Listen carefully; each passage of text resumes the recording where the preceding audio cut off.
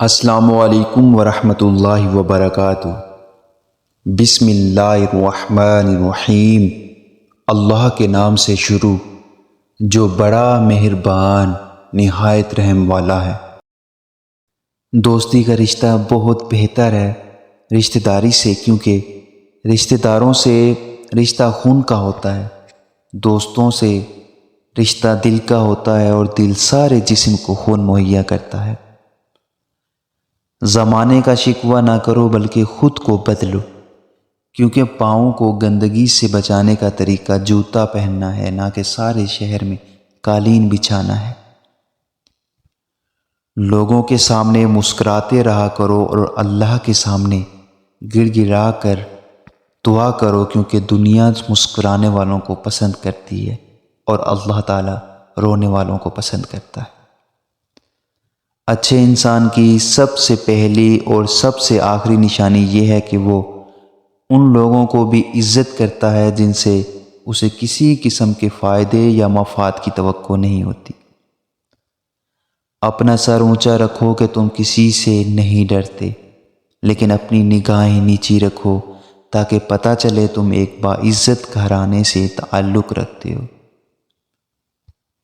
دو چہرے انسان کو کبھی نہیں بھولتے، ایک مشکل میں ساتھ دینے والا اور دوسرا مشکل میں ساتھ چھوڑنے والا۔ سنت کی مخالفت کر کے سلامتی حاصل نہیں ہو سکتی، اور اللہ تعالیٰ کو ناراض کر کے مخلوق کی رضا حاصل نہیں کی جا سکتی۔ محبت اور دوستی، یہ دو چیزیں ہر طوفان کا مقابلہ کر سکتی ہیں، مگر ایک چیز جو ان دونوں کے ٹکڑے ٹکڑے کر سکتی ہے، اور وہ ہے غلط فہمی۔ ہمیں تو قبرستان جاتے ہوئے بھی السلام علیکم کہنے کی تعلیم دی گئی ہے۔ پتہ نہیں ہم میں یہ انا، ضد، اکڑ اور بے وقوفی کہاں سے آ گئی کہ ہم زندہ لوگوں کو بھی سلام نہیں کرتے۔ درخت جتنا اونچا ہوگا اس کا سایہ اتنا ہی کم ہوگا، اس لیے اونچا بننے کی بجائے بڑا بننے کی کوشش کرو۔ مرد کو اس عورت سے بات کرنے کا نشہ ہوتا ہے جو عورت اسے وقت کم دے۔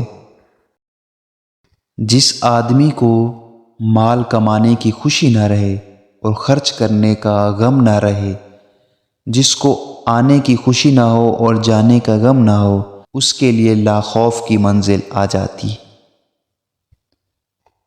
آپ 40 سال کے ہو جائیں تو سمجھ لیجئے کہ زندگی کی عمر ہو چکی ہے۔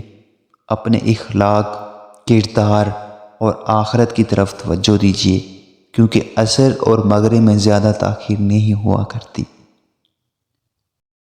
دوست جو صرف تمہاری اچھی حالت کا دوست ہو اور آڑے وقت کام نہ آئے، اس سے بچنا چاہیے، کیونکہ وہ سب سے بڑا دشمن ہے۔ تربیت اور پالنے میں زمین آسمان کا فرق ہوتا ہے۔ آپ کا لہجہ، آپ کا رویہ، آپ کا اخلاق بتاتا ہے کہ آپ کی تربیت ہوئی ہے یا آپ کو صرف پالا گیا ہے۔ اور ہم کسی نہ کسی طرح تمہاری آزمائش ضرور کریں گے، دشمن کے ڈر سے، بھوک پیاس سے، مال و جان اور پھلوں کی کمی سے، اور صبر کرنے والوں کو خوشخبری دے دیں۔ آپ سب کا شکریہ کہ آپ نے ہماری ویڈیو دیکھی۔ اللہ تعالی ہمیشہ ہمیں صراط مستقیم پر چلنے کی توفیق عطا فرمائے۔ آمین۔ لائک، شیئر اور سبسکرائب کرنا نہ بھولیں۔ جزاک اللہ خیر۔